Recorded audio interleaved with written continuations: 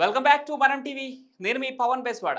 పాకిస్తాన్ ఏజెంట్లతో తనకు సంబంధాలున్నాయంటూ దేశద్రోహం కేసులో అరెస్ట్ అయిన యూట్యూబర్ జ్యోతి మల్హోత్రా విచారణలో కీలక విషయాలను వెల్లడించినట్లు తెలుస్తోంది. ట్రావెల్ విత్ జో అనే యూట్యూబ్ ఛానల్ ఉన్న జ్యోతి మల్హోత్రా 2023లో పాకిస్తాన్ వెళ్లడానికి వీసా కోసం ఢిల్లీలోని పాకిస్తాన్ హై కమిషన్ కు వెళ్లినట్లు పేర్కొంది. అక్కడ అహ్సాన్ ఉర్ రహీం అలియాస్ డానిష్ తో పరిచయం ఏర్పడి తరచుగా ఫోన్లో మాట్లాడుతారని, రెండుసార్లు పాకిస్తాన్కు కూడా వెళ్లారని, అక్కడ డానిష్ తన కోసం ప్రత్యేకంగా ఏర్పాట్లు చేశాడని విచారణలో తెలిపింది జ్యోతి మల్హోత్రా.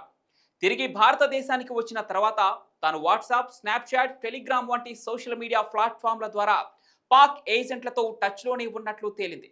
అంతేకాకుండా దేశానికి సంబంధించిన సమాచారాన్ని వారికి షేర్ చేసినట్లు జ్యోతి ఒప్పుకుంది.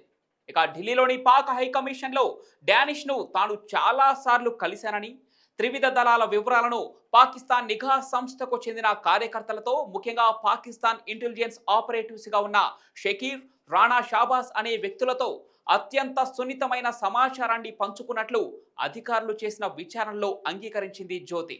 ఈ విషయాల గురించి ఎవరికీ అనుమానం రాకుండా స్నాప్చాట్, టెలిగ్రామ్ వంటి ప్లాట్ఫారంలలో వేర్వేరు ఐడీలను ఇందుకు ఉపయోగించినట్లు ఆమె అంగీకరించింది కూడా.